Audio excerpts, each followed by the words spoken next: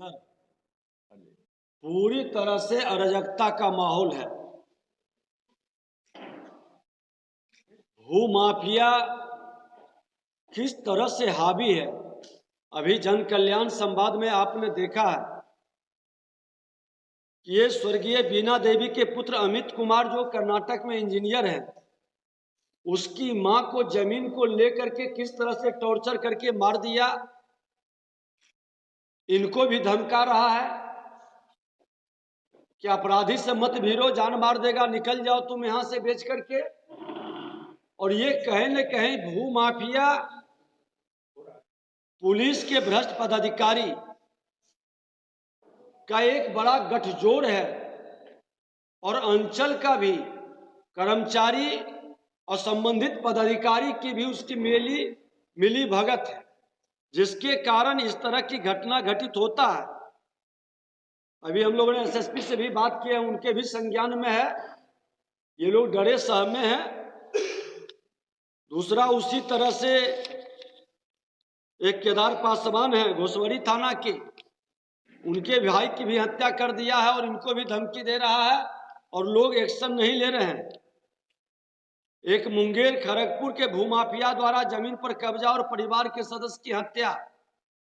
लखीसराय में आपने देखा ही कि जमीन के मामला को लेकर के नरसंहार हुआ, 6 लोगों को गोली मारा, 3 लोग की मौत हो गई और उसको प्रेम प्रसंग बता दिया।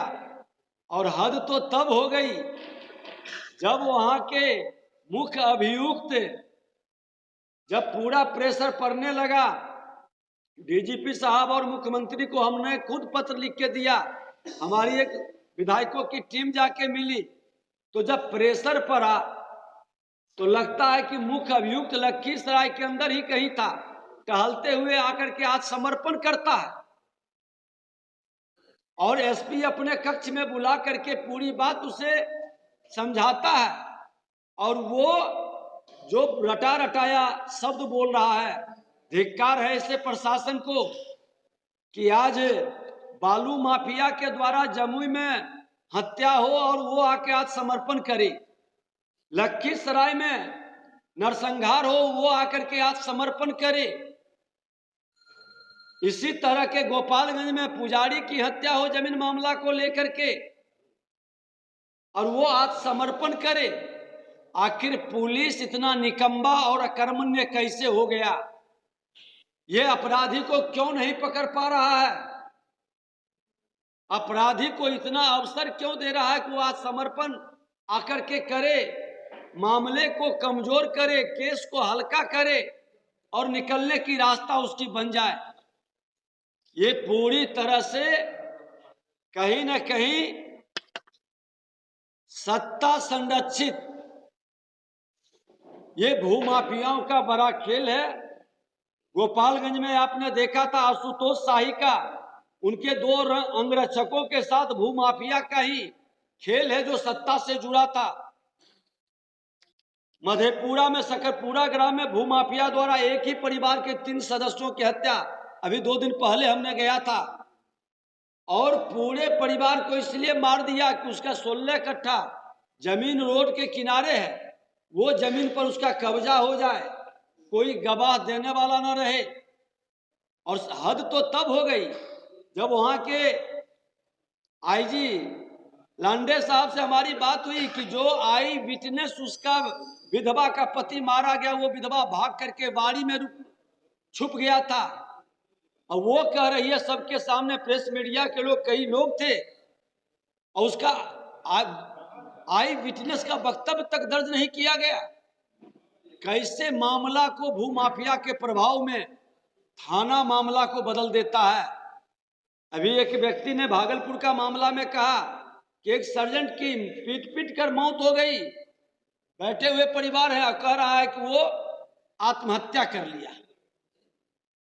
मतलब हत्या को आत्महत्या में बदलना, प्रेम प्रसंग में बदलना, जमीनी विवाद में बदलना, आपसी लड़ाई में बदलना, ये बहुत ही दुखद और दुर्भाग्यपूर्ण है।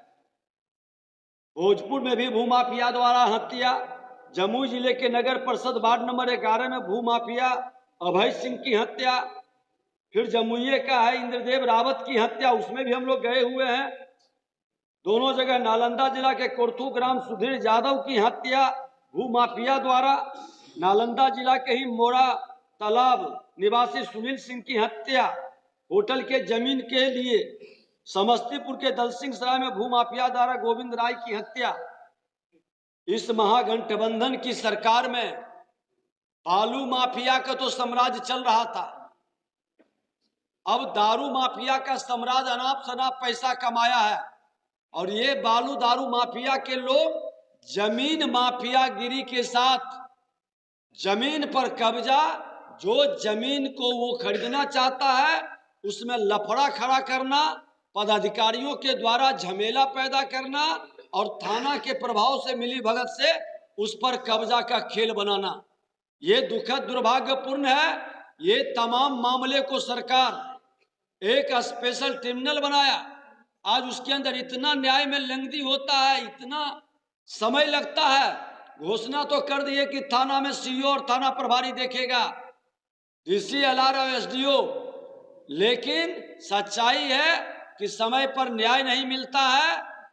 थाना प्रभारी खुल कर करके ऐसे लोगों के विषय को, आज गोपालगंज में जो